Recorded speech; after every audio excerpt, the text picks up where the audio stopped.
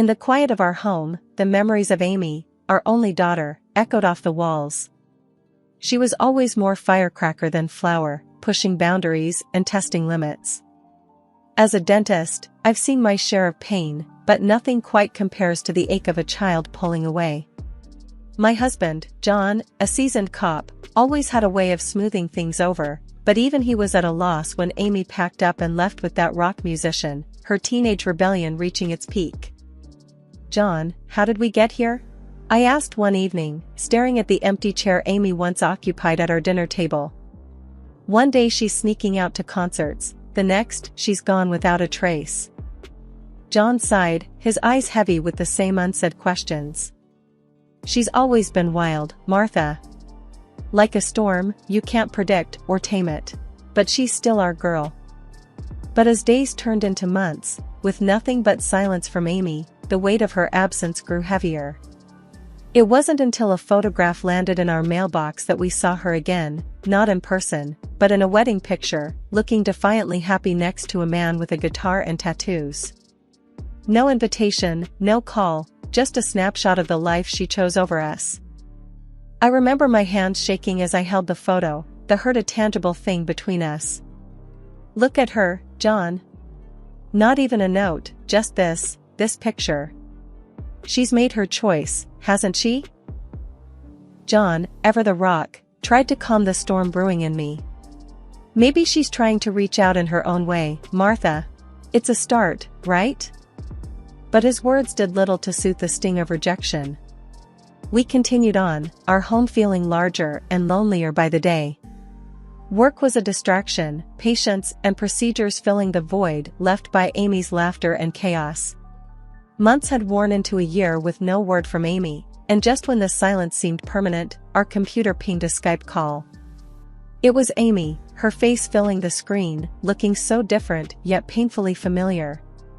"Mom, Dad, I need your help," she said, the edges of her voice ragged with wear. John and I exchanged a glance, the kind that speaks volumes without a word. "Amy, what's going on?" I asked, my heart hammering against my chest. She hesitated, her eyes darting away before locking back onto the screen. It's a lot. I've got a baby now, a little girl. And things, well, they aren't great.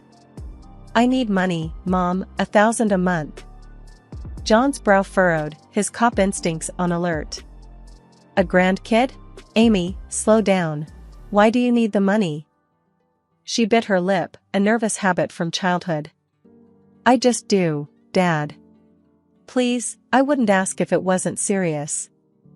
We sat in silence, the weight of her plea hanging heavy.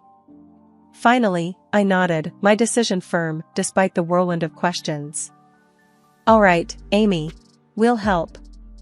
But please, talk to us. What's been happening?" She looked down, a tear tracing her cheek. "I can't. Not now. Just, thank you. This means everything." The call ended abruptly, leaving John and I staring at a blank screen. "What do you think, John? Did we just make a mistake?" I murmured, the doubt creeping in. He shook his head, his hand finding mine. "No, Martha. She's our daughter, and she's in trouble. It's our job to help, no questions asked." "But a grandchild, John. A whole year, and she's kept this from us. What else don't we know?" I couldn't keep the tremble from my voice. "We'll find out, love. For now, let's just be there for her. However she'll let us," he replied, his voice a steady anchor in the storm. The days that followed were a blur of bank transfers and uneasy silence. I kept busy, the clinic a welcome distraction, but every time I came home, I half expected Amy to be there, waiting with her child. But the house remained quiet, our lives suspended in a state of waiting and worry. One evening, as we sat in the living room, the air thick with unsaid fears, John broke the silence. "She'll reach out again, Martha. When she's ready." I nodded, clinging to his optimism like a lifeline. "I hope you're right. I want to hold my grandchild, to tell Amy it's going to be okay. "We will, love. We will," he assured me, though I saw the shadow of his own doubts flickering in his eyes. I whispered a silent prayer for my daughter and granddaughter, wherever they were. The plea had opened old wounds and new fears, but it had also rekindled a flame of hope. We were still a family, fractured and distant, but connected by unbreakable bonds of love and the unwavering promise to be there for each other, no matter what. It was one of those early mornings, when the cold bites at your bones, the world outside frosted and still. John and I were nestled in the warmth of our home, sipping coffee, the silence comfortable, if not a bit heavy with unspoken thoughts about Amy. That's when the sharp knock came, shattering the calm like a stone through glass. John and I exchanged a startled look, the same question in our eyes: who could it be at this hour? He stood up, moving towards the door, while I followed close behind, a knot of worry tightening in my stomach. He swung the door open and there, on our doorstep, was a sight that knocked the breath from me. Amy, thinner and more worn than I remembered, clutching a small bundle wrapped in blankets. Her eyes, red and swollen from crying, met mine, and it was as if the years of silence fell away in an instant. "Amy? Oh my God, Amy!" I cried out, rushing forward to wrap her in an embrace, the cold forgotten. "Mom, Dad. I'm so sorry. Can we come in?" Her voice was a whisper, hoarse and fragile. Of course, come in." John's voice was firm, guiding her gently inside as I quickly shut the door against the cold. Once inside, Amy unwrapped the bundle, revealing a tiny, sleeping face, peaceful despite the chaos. "This is your granddaughter," she said, her voice breaking. Tears streamed down my face as I looked at the baby, so innocent and unaware of the storm she'd been born into. "She's beautiful, Amy. What's her name?" Amy hesitated, a shadow crossing her face. "Lily. Her name's Lily." John, ever the practical one, sprung into action. "You both look frozen. Martha, let's get them warmed up. I'll make some food." As I helped Amy out of her coat, the threadbare fabric and worn shoes didn't escape my notice. She was shivering, her body frail and tired. I ushered her to the living room, piling blankets around her and the baby. John brought in food, setting it before Amy, who ate with a hunger that spoke of too many missed meals. Lily, now awake, watched with wide, curious eyes, her little hand wrapped around my finger. Once Amy had eaten her fill, she looked up at us, her eyes holding a depth of pain and regret. "I need to tell you everything. It's been so bad, worse than you can imagine."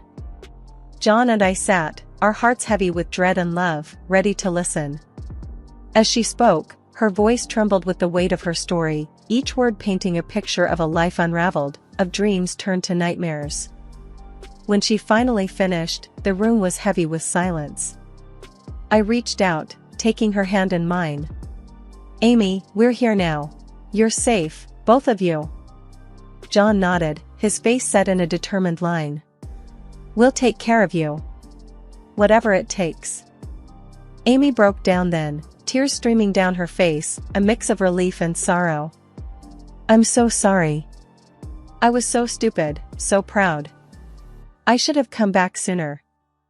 I pulled her into a hug, rocking her gently. "Shoo, it's okay. You're home now. We'll fix this, together." Once Amy had settled a bit, Lily sleeping soundly in a makeshift bed we'd cobbled together, she began to unravel the story we'd been missing. John and I sat across from her, our hearts heavy, bracing ourselves for what was to come. "Mom, Dad. I don't even know where to start. Everything's been a mess since the day I left with him," Amy began, her fingers twisting a loose thread on the blanket. "Just start from the beginning, sweetheart. We're here to listen," I urged gently, my voice steady despite the turmoil inside. Amy took a deep breath, her eyes fixed on the sleeping form of Lily. "It was all good at first, you know? Exciting, even. But then, after we got married, things changed. He changed. The music gigs dried up, and he started drinking, a lot. And then, her voice trailed off, a shiver running through her. John leaned forward, his face a mask of concern. And then what, Amy? She looked up, tears glistening in her eyes. Then he started getting angry, at everything. At me. It wasn't long before he started hitting me. A sharp gasp escaped my lips, my hand flying to my mouth. John's jaw clenched, his hands forming fists on his knees. That bastard, he muttered under his breath. Amy continued, the words pouring out now, a floodgate opened. I thought I could handle it, that I could make it stop. But then I got pregnant with Lily, and everything got worse. He didn't work, just drank and yelled and more. I was scared, all the time. The room felt impossibly heavy, each word a weight added to our already burdened hearts. Why didn't you come to us, Amy? Why didn't you tell us? I asked, my voice a mix of pain and frustration. I was ashamed, Mom. Ashamed and scared. I thought I'd made my bed and had to lie in it. But when Lily was born, I realized I couldn't let her grow up in that. That's when I called you for the money. It was the only way I could think of to keep us afloat. John stood abruptly, pacing the room. And his parents? What role did they play in all this? Amy's lips quivered as she spoke. They were just as bad, in their own way. His mom, she would make me do all the housework, watch every penny. If I did anything wrong, she'd take it out on me, on Lily. They all would. I reached across, taking her hand in mine. You're safe now, Amy. You and Lily. We'll take care of you. Amy nodded, a frail smile on her lips. I know, Mom. That's why I came here. I knew if anyone would help us, it would be you. John nodded, his face set in a grim line. Tell us how you managed it, Amy. We need to know everything to protect you. She took a deep breath, her hands wrapped tightly around her coffee mug. It wasn't easy. I had to wait for the right moment. His parents were out, and he was passed out drunk, like usual. I grabbed Lily, some clothes, and whatever cash I could find. I didn't even have a car seat, just wrapped her in blankets and ran. I shuddered, imagining my daughter and granddaughter in such peril. Oh, Amy, that's so dangerous.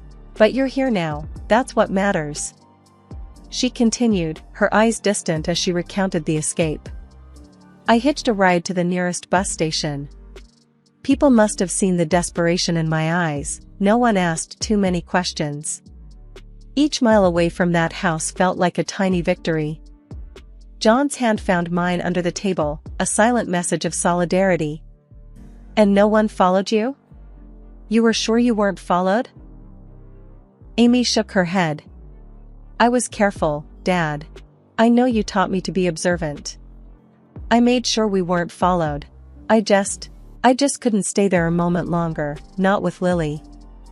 I stood up, moving to the stove to busy myself with making more coffee, the actions mundane but necessary to keep the tremors at bay. You're brave, Amy. So brave. We'll make sure you never have to go back there. The day passed in a flurry of activity, securing the house, making appointments with lawyers and therapists, anything and everything to ensure Amy and Lily's safety and well-being. John was on the phone most of the day, his voice a low rumble of barely contained fury and action. As night fell, Amy sat on the living room floor, Lily crawling around her, a scene so normal yet charged with the undercurrents of their recent ordeal. I can't thank you enough, both of you. I feel like I'm finally breathing again. John looked up from his paperwork, his gaze softening. You're our daughter, Amy. There's nothing we wouldn't do for you and Lily. I sat down beside her, the carpet soft beneath me. We meant it when we said forever, Amy. Forever means through the hard times too. She leaned against me, her body weary but her spirit flickering with the start of something new, hope, perhaps, or the beginning of healing. I know, Mom. I know. As we settled in for the night, the house felt different, as if the very walls were bracing to protect its inhabitants. Amy and Lily slept in the guest room, their breaths soft and even in the quiet. John and I lay in bed, our hands clasped between us, a silent vow to face whatever came next together. The escape to safety was just the beginning, but as I drifted off to sleep, I knew we were ready for it. Ready to fight, to protect, and to heal. Our family, once broken, was mending, one day, one moment at a time. With resolve hardening in our hearts, John and I drove to the address Amy had tearfully provided. The house loomed ahead, shabby and forlorn, a stark contrast to the warm, loving home we had left. "Ready?" John asked, his voice a low rumble of contained anger. I nodded, bracing myself for what was to come. We walked up to the decrepit door and knocked firmly. Shuffling feet approached from inside, and the door creaked open to reveal Amy's husband, a picture of neglect and disdain. "We need to see Amy and the baby," John demanded, his gaze steely. The husband, with a dismissive snort, replied, "They're sleeping." "What do you want at this hour?" The blatant lie made my blood boil. "Sleeping? Don't play dumb. Amy's been with us since yesterday. She told us everything," I snapped, my voice sharp with fury. Behind him, his parents appeared, their expressions sour and defensive. "What's all this about?" "Our daughter-in-law is fine, just sleeping off her tantrums," the mother sneered, a vile attempt at nonchalance. John stepped closer, his presence imposing. "You think we're fools? Amy's safe from your abuse now. She's at our house, and she's told us everything." The trio exchanged nervous glances, the facade crumbling. "You can't prove anything," the father blustered, trying to regain some ground. Without a word, John reached into his coat and flashed his police badge. The effect was immediate. Their faces drained of color, their previous arrogance replaced by fear. "We're just a family trying to get by," the mother whimpered, her bravado gone. John's voice was cold, the anger controlled but palpable. "A family that preys on its weakest members? I don't think so. You'll be hearing from us, and from the authorities." We turned and left them there, standing in their doorway, the reality of their situation sinking in. As we drove away, the weight of what we had started hung heavy in the air. Amy, holding Lily close, met us as we walked in. Her eyes, filled with a mix of hope and fear, searched ours for answers. "They're scared now, Amy. Scared of the consequences. You and Lily are safe," John assured her, his hand resting on her shoulder. The night closed in around us, the house a sanctuary against the darkness outside. As we settled in, I felt a mixture of exhaustion and relief. The first step had been taken, the demons confronted. And though the journey was far from over, we had faced it together, a united front against the past and whatever future might bring. Our family, once fractured, was finding its way back, one truth, one moment at a time. The morning after confronting Amy's in-laws, John and I sat at our kitchen table, a silent agreement between us. Today we would ensure justice for Amy and Lily. John, with his years of experience on the force, made calls, his tone official and stern, setting the wheels of justice in motion. "Amy, can you tell us everything again?" "The authorities will need your statement," John said as he prepared a notepad, his expression serious but encouraging. Amy nodded, a determined glint in her eyes, despite the shadows of her recent past. "Yes, I'll tell them everything. They need to know what he did, what they all did." As she recounted her story, her voice trembled but never broke. She was a portrait of courage, a stark contrast to the frightened girl who had appeared on our doorstep. "And when Lily was born, things got worse.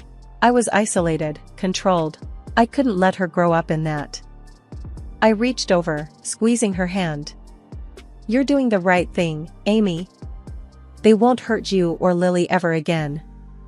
Hours passed, filled with calls and visits from officers and lawyers, each step a move towards accountability and protection. Finally, with Amy's statement recorded and the legal process underway, we had a moment to breathe. "Mom, Dad, will they go to jail?" Amy asked, her eyes searching ours for assurance. John nodded, his voice firm. "They're facing charges of abuse and extortion. It's a strong case, especially with your testimony. They won't be free to hurt anyone else." The relief in Amy's eyes was palpable. She hugged Lily to her, whispering words of love and safety to her daughter. The day turned to evening, and as we sat together, a sense of calm settled over the house. "I can't believe it's finally happening," Amy murmured, a small smile touching her lips. "It's only the beginning, sweetheart. But we'll be with you every step of the way," I reassured her, my heart swelling with pride for her bravery. John stood, looking out the window into the growing darkness. "They'll learn that you don't mess with family. Not without consequences." We sat in quiet solidarity, the trials of the past few days bonding us in ways we couldn't have imagined. The journey was far from over, but for the first time in a long time, there was a sense of hope, a light at the end of a long, dark tunnel. As night fell and we prepared for bed, I checked on Amy and Lily, sleeping peacefully in the guest room. The sight of them, so serene, was a balm to my weary soul. We had faced the demons, and though the scars remained, we were healing, moving forward together. As the days turned into weeks, the dark cloud that had loomed over our family started to dissipate. Amy, now officially divorced and free from the man and the in-laws who had caused her so much pain, was finding her footing again. The legal proceedings had seen her husband and his parents imprisoned for their violence and extortion, a fitting end to their reign of terror. During breakfast one morning, as we all sat together, the atmosphere was lighter, almost buoyant. "You know, I've been thinking," I began, watching Lily attempt to spoon-feed herself, "how far we've come. It's like we've stepped into the light after such a long time in the dark." Amy, with a newfound strength in her eyes, smiled. "Yeah, Mom. It's like I'm finally waking up. The divorce, the trial, it's all behind me now. I can actually look forward to the days ahead." John, always the backbone of our family, nodded in agreement. "That's right. We're all moving forward now, stronger and wiser." Lily's giggles punctuated our conversation, a reminder of the innocence and joy that had returned to our home. As the day unfolded, Amy and I found ourselves in the garden, planting new flowers, a symbolic gesture of our new beginnings. "Mom, can you believe how much Lily's grown?" Amy remarked, her hands deep in the earth. I smiled, handing her a seedling. "She's going to be as strong and beautiful as her mother, and as resilient as her grandma, too." As evening approached, John joined us outside, wrapping an arm around my shoulder. "Look at our little family, Martha. This is what life's all about." I leaned into him, my heart full of gratitude. "Yes, it is. A new beginning, a fresh start for all of us." Dinner was a lively affair, with Amy sharing her plans for the future, her voice tinged with excitement. "I'm thinking of going back to school, maybe even starting my own business. I want Lily to have a life filled with possibilities." John raised his glass, his eyes shining with pride. "To new beginnings, to family, and to justice. May we always find strength in each other." We toasted to our future, the sound of our glasses clinking a sweet symphony of hope and determination. As the night drew in, I tucked Lily into bed, watching as Amy sat beside her, a serene look on her face. I whispered a silent prayer of thanks as I turned off the light, grateful for the second chance we'd been given. As I lay next to John, his presence a constant source of comfort, I knew that our journey hadn't been easy, but it had brought us here, to this moment of peace and togetherness.